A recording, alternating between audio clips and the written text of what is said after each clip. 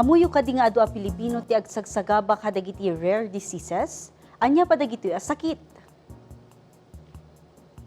Sigun iti World Health Organization, masansan a paralisado wenno peggad iti biag dagiti rare diseases. Ang mga pektar iti mapatapata nga ennem aging iti 10 a Pilipino iti tunggal 10,000 a populasyon. Iti Pilipinas, agarup may sa iti kada 20,000 a Pilipino ti maapektaran, as 75% kadagiti pasyente ket ubbing.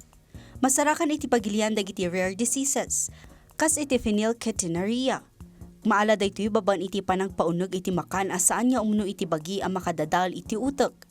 Prader-Willi syndrome, kondisyon ang makagapu iti panakabisin kan delayed development.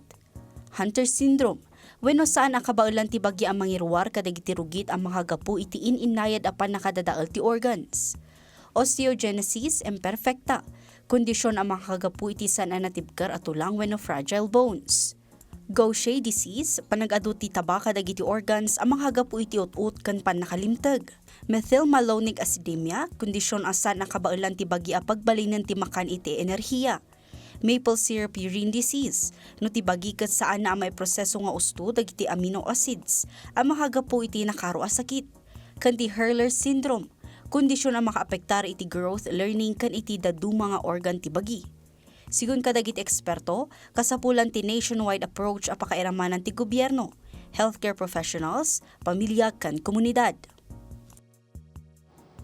Babaan ti panangipamaysa iti edukasyon kan advokasya, makatulong dahi ti tapno masigurado at dagiti tattao nga agbabiyag nga adan kadagiti manmano a sakit ket makita, mangeg kan masuportaran. Ita, amuyon, barungal daw, barungada.